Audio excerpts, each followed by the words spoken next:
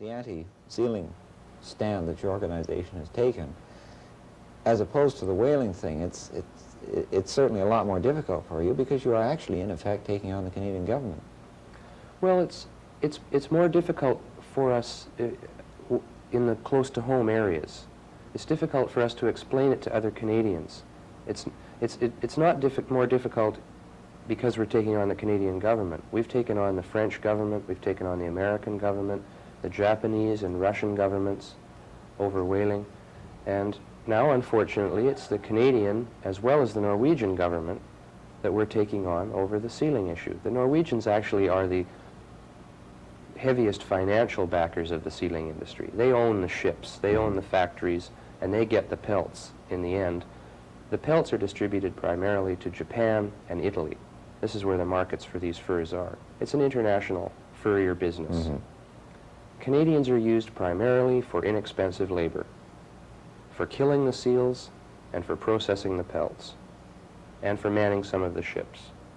There are very few Canadians who are getting what you would call lucrative returns from the sealing industry, whereas there are a lot of Norwegians and a lot of people in the particularly European and Japanese furrier industry who are getting lucrative returns from this. Do you find that you have a lot more international support this year for that particular This year we thing? have tremendous international support. I'd say last year we started out with a fair amount of awareness of this issue in the international community, but as a result of the media presence we were able to create last year and the number of publications we generated in Europe in particular, we have a man who has joined this year from Switzerland named Franz Weber, who has a reputation in Europe for having done very great conservationist work there. He's saved valleys, 3 valleys in France and Switzerland from being developed for ski resorts and other such things. He's preserved wildlife there and has a really good, credible record. Mm-hmm. He's also worked in Africa in preserving wildlife. And he has created a toy seal industry that overnight during the Christmas period in Switzerland made him $1 million for his foundation.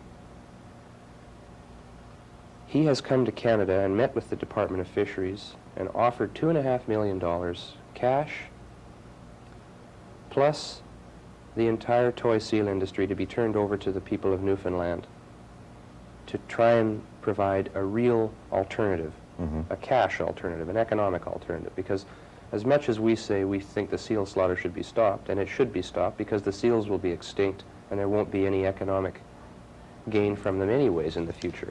But surely it's a good idea if you can provide some kind of alternative thinking to this. He was turned down flat by the Canadian government without even they didn't even consider it. They didn't take it to the Newfoundland people and ask them if they thought it was a good idea. They accused Mr. Weber of international blackmail. Now, to me, blackmail means that you are demanding money from someone under threat of cruelty. Mm-hmm. In this case, someone was offering money to prevent cruelty.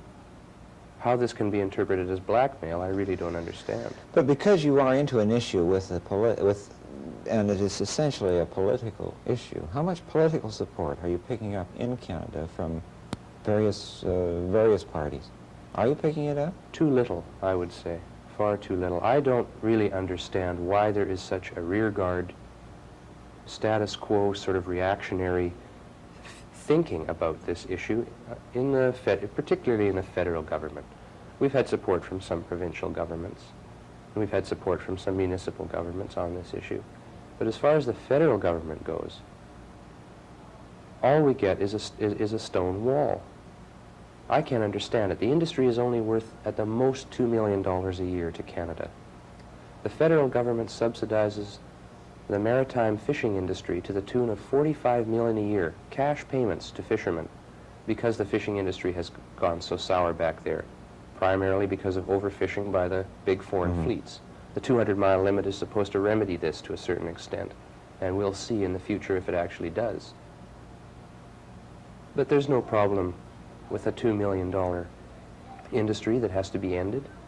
If they can afford a $45 million subsidy for fisheries, one would think they could afford a $2 million for seal hunting. And it comes right down to the fact that it is purely political.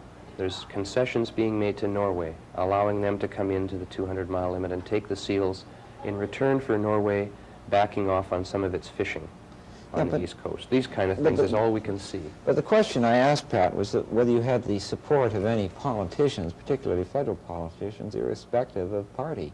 Yes, we do have the support of politicians. We have the written support of a number of MPs.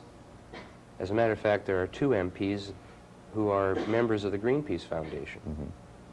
We have the support of the NDP party, federally.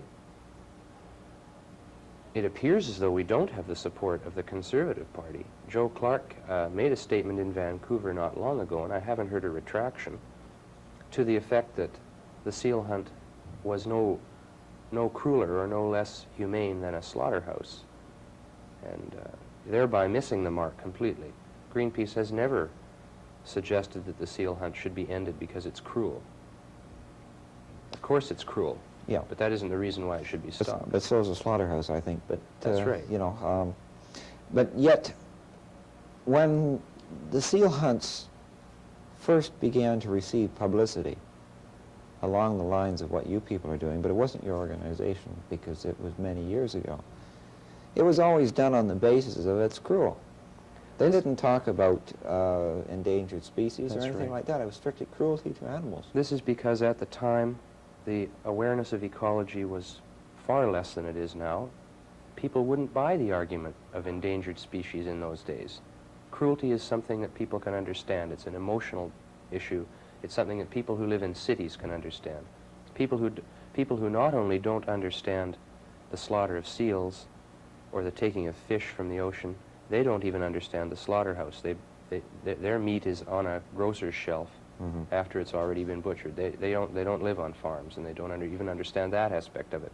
So I believe that the cruelty issue was a way of getting to people, because it is an issue where you have to get public support. Now we find that we are able to get that public support now because we have participated ourselves in developing this consciousness of the environment on the basis of the fact, number 1, that the species is endangered by the hunt. Number 2, by the fact that it is immoral, not because it's cruel, but because of the purpose this cruelty is being put for. It's being done for purely vanity and luxury purposes, for fur trim on the cuffs and collars of elegant ladies in Italy and Japan primarily, places where they don't need the fur for warmth. The meat is being wasted on the ice, and this year this is being exposed more than ever, that all of these carcasses of these seals are just left to rot. So it's not for food, it's not for warmth, it's purely for vanity. I think it's immoral to inflict that cruelty for those purposes. It's not immoral to inflict the cruelty on cattle, to eat them, because they're not endangered. There's plenty of cows. We know how many there are. They're managed very carefully. They know how many are born each year, and they know how many they're killing, and they know how many die each year, you know. So, but with the seals, they don't know these things. They claim to know that they're not endangering the species.